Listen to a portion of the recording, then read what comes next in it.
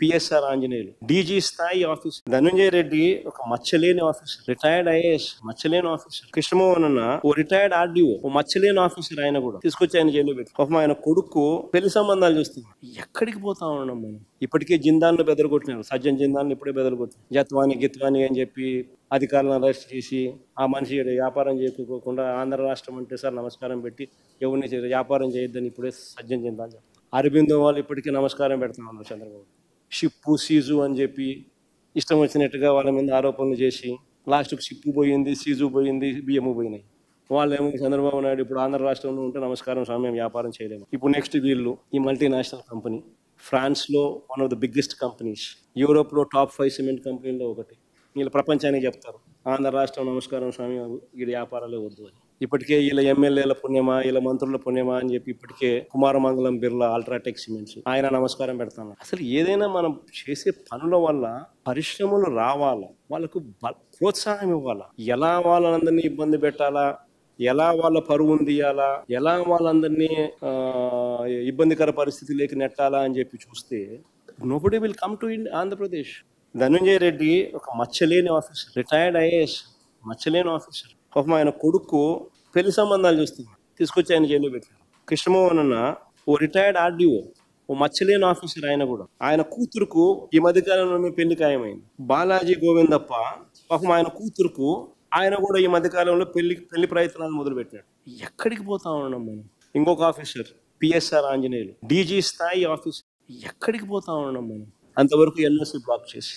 ఇలాంటి వ్యక్తులు ఇచ్చే స్టేట్మెంట్కి ఏం వాల్యూ ఉంటుంది? బెదిరిస్తున్నారు, భయపడిస్తున్నారు, ఎన్ఓసీలు ఆపుతున్నారు. ఆయన నన్ను బెదిరిస్తున్నాడు అని హైకోర్టులో యాంటిసిపేటరీ బెయిల్ పిటిషన్ 3 సార్లు వేసుకున్నా కూడా దిక్కు దివానం లేదు. అలాంటి వ్యక్తులు ఇచ్చే స్టేట్మెంట్కి ఏం వాల్యూ ఉంటుంది? ఇంకొక ఆయన విజయసాయి రెడ్డి, చంద్రబాబుకు లొంగిపోయిన మరో వ్యక్తి. రాజ్యసభ సభ్యుడిగా 3.5 సంవత్సరం తనకు టర్మ్ ఉండగా చంద్రబాబు నాయుడు గారు కూటమికి మేలు చేసేందుకు ఆయన రాజ్యసభ సభ్యత్వానికి ఆయన రాజీనామా చేశారు. వైఎస్ఆర్సీపీకి ఎమ్మెల్యేల బలం లేదు, మళ్ళీ రాజ్యసభకు వైఎస్ఆర్సీపీ పంపించే అవకాశం ఉండదు అని తెలిసి తన రాజీనామా వల్ల చంద్రబాబు నాయుడు గారి కూటమికి మేలు జరుగుతుందని తెలిసి తన 3.5 సంవత్సరం టర్ము ఆ కూటమికి తాను ప్రలోభాలకు లోనై అమ్మేసి. అలాంటి వ్యక్తి ఇచ్చే స్టేట్మెంట్లకు ఏం వాల్యూ ఉంటుంది? అటువైపు నుంచి మనం కూడా ఇటువైపున ఏమన్నా ఇటువైపున తీసుకొని ఇదే మాదిరిగానే చెప్పిస్తే వాల్యూ ఉంటుంది. మరో నిందితుడిగా చెప్తా ఉన్న రాజ్ కసిరెడ్డి, అసలు ఈయనకు బెవరేజెస్ కార్యకలాపాలకు ఏం సంబంధం? అసలు ఈయనకు బెవరేజెస్ కార్పొరేషన్ కు సంబంధించిన వ్యవహారాలకు ఏం సంబంధం? ఐటీ రంగంలో అనుభవం ఉన్నవాడు, ఒక వ్యాపారస్తుడు, రాష్ట్ర ప్రభుత్వ సలహాదారుల్లో అనేక మందిలో ఒకడు. అది కేవలం 2 ఏళ్ల కాలంలో, అది 2 ఏళ్ల టైం, 2 years మాత్రమే. అది కూడా కోవిడ్ సమయంలో. విజయవాడకు వచ్చింది కూడా తక్కువే. 2 ఏళ్ల తర్వాత ఆయన ప్రస్తుత టీడీపీ ఎంపీ, ప్రస్తుత తెలుగుదేశం పార్టీ విజయవాడ ఎంపీతో తన సన్నిహిత సంబంధాలు ఏ స్థాయిలో ఉన్నాయనంటే ఇద్దరు కలిసి వ్యాపారాలు కూడా చేస్తా ఉన్నారు. ఇద్దరు కలిసి వ్యాపార సంబంధాలు కూడా ఉన్నాయి. ఇద్దరు కలిసి డైరెక్టర్లుగా ఉన్న కంపెనీలు ఉన్నాయి. ఈ వ్యక్తి అయితే తెలుగుదేశం పార్టీకి సంబంధించిన సన్నిహిత సంబంధాలతో కలిసి ఉన్నాడు. ఈ వ్యక్తిని తీసుకొస్తే ఈ వ్యక్తిని సులభంగా ప్రలోభ పెట్టచ్చు అని ఈ వ్యక్తిని తీసుకొచ్చి, ఈ వ్యక్తి మీద ఒత్తిడి తీసుకొచ్చి ఆయన ప్రస్తుత టీడీపీ ఎంపీతో, ప్రస్తుత తెలుగుదేశం పార్టీ విజయవాడ ఎంపీతో తన సన్నిహిత సంబంధాలు ఏ స్థాయిలో ఉన్నాయనంటే ఇద్దరు కలిసి వ్యాపారాలు కూడా చేస్తా ఉన్నారు. ఇద్దరు కలిసి వ్యాపార సంబంధాలు కూడా ఉన్నాయి. ఇద్దరు కలిసి డైరెక్టర్లుగా ఉన్న కంపెనీలు ఉన్నాయి. ఈ వ్యక్తి అయితే తెలుగుదేశం పార్టీకి సంబంధించిన సన్నిహిత సంబంధాలతో కలిసి ఉన్నాడు. ఈ వ్యక్తిని తీసుకొస్తే ఈ వ్యక్తిని సులభంగా ప్రలోభ పెట్టచ్చు అని ఈ వ్యక్తిని తీసుకొచ్చారు. ఈ వ్యక్తి మీద ఒత్తిడి తీసుకొచ్చి ప్రలోభాలు పెట్టి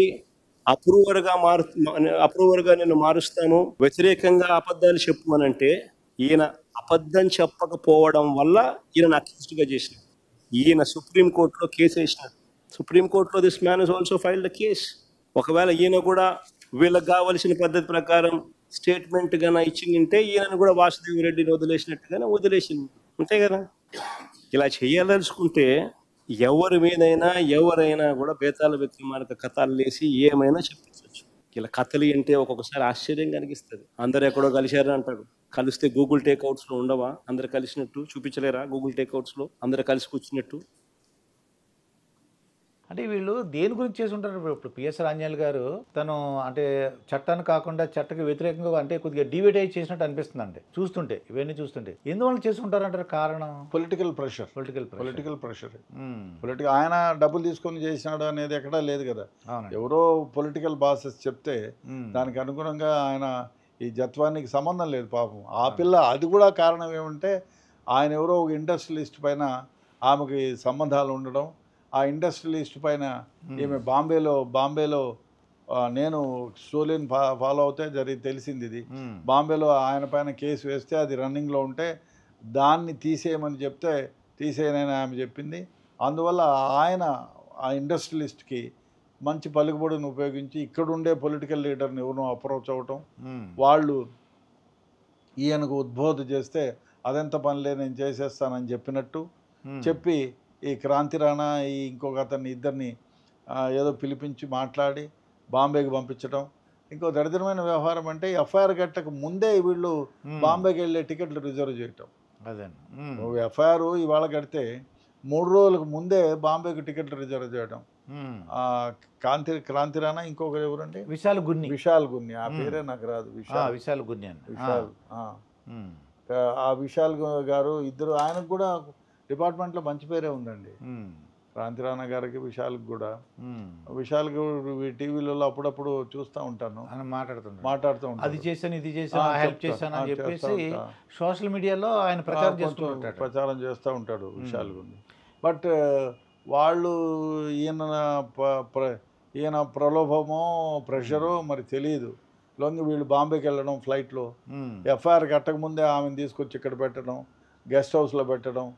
అది ఇల్లీగల్ డిటెన్షనే కదా. దాదాపు 1-2 నెలలు అక్కడ పెట్టడం, వాళ్ళ తల్లిదండ్రులను తీసుకురావటం, వాళ్ళని డిటైన్ చేయడం, వాళ్ళని అరెస్ట్ చేయటం, బ్రదర్ని కూడా పట్టుకురావటం, ఇవన్నీ ఇల్లీగల్ థింగ్సే కదండి. అది తప్పది. ఇప్పుడు చట్టము ఎప్పుడు కూడా మనం ఒకటి ఆలోచించాలి. చట్టము నేను చట్టంతో ఆడుకుంటానంటే మీరు నిప్పుతో చెలగాటమే. ఎప్పుడు నిప్పు నువ్వే నిప్పు పుట్టించినా కాలదని చేయి పెడితే కాలు తీరుతుంది. చట్టం కూడా అంతే. చట్టం నేను ఏదో ప్రయోగిస్తున్నాను నా పరిధిలోనే ఉంటుంది అనుకుంటే లేదండి. చట్టం అందరికీ కరెంట్ తీగే. మీరు ముట్టుకున్నా నేను ముట్టుకున్నా ఎవరు తప్పు చేసినా వాళ్ళకి శిక్షే. ఈ కేసులో కూడా అదే జరిగింది. సుమారుగా అంటే ఆయన పనిష్మెంట్ ఏం పడచ్చు అంటారు? అంటే జైలు ఎన్ని సంవత్సరాలు? నేను కరెక్ట్గా ఒకవేళ అది ప్రూవ్ అయితే ఉండొచ్చు. నేను చెప్పలేను what are the sections.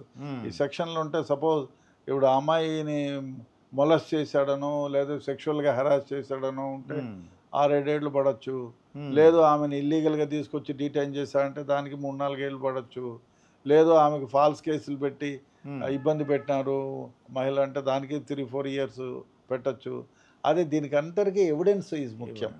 Evidence ఏ విధంగా ఉందో పకడ్బందీగా ఎవిడెన్స్ ఉండి ఈయన చెప్పిన అభియోగాలన్నీ ఆమె చెప్పిన అభియోగాలన్నీ నిజమని కోర్టులో ప్రూవ్ అయితే అప్పుడు డెఫినెట్గా ఈయనకు శిక్ష పడే అవకాశం. నేను ఎల్వి సుబ్రహ్మణ్యం గారితో ఇంటర్వ్యూ చేసినప్పుడు ఆయన చీఫ్ సెక్రటరీ నుంచి ఒక పక్కకు పంపించారండి. సార్ అది జగన్మోహన్ రెడ్డి గారు ఫైల్ ఇసురు కొట్టినాడు. ఆయన ఆ ఫైల్ ఎత్తుకోకుండా వెనక్కి వచ్చి రిజైన్ చేసేసాడు. ఐఏఎస్ ఆఫీసర్ వీరరాఘవన్ గారని రాజాజీ గారి మనవడు. అంటే రాజకీయవేత్త ఇలాగ ఫైల్ ఇసిరేస్తే ఇంకా ఆయన రిజైన్ చేశాడు అంతే. ముట్టుకోకుండా దాన్ని వచ్చి రిజైన్ చేశాడని విన్నానేం జరిగింది కూడా అదే. వీరరాఘవన్ అని ఆయన ఆ విధంగా రాజామణిని ఐకే రాజామణిని బాగా పొడుగ్గా ఉంటాడు ఆయన. ఇక్కడ ఫైనాన్స్ సెక్రటరీగా ఉంటే ఆయన ఏదో పొలిటికల్ బాస్ చెప్పిన మాట వినలేదు అట్లా అంటే ఢిల్లీకి వెళ్ళిపోయినాడు. ఇందిరాగాంధీ దగ్గర ఇన్ఫర్మేషన్ అండ్ బ్రాడ్కాస్టింగ్ సెక్రటరీగా పోయి జాయిన్ అయిపోయినాడు. ఆయన సెంట్రల్కి ట్రాన్స్ఫర్ చేస్తే ఇందిరాగాంధీ గారు ఆయన పెట్టుకునింది. ఇక్కడ సీఎం మాట్లాడలేదని ఈయన్ని సెంట్రల్కు పంపించండి అని చెప్పి ఈడేదో రాస్తే మరి ఏ సీఎం గారో తెలియదు కానీ అక్కడికి వెళ్ళాడు. దాన్ని ఇందిరాగాంధీ పర్సనల్గా పెట్టుకుందామని.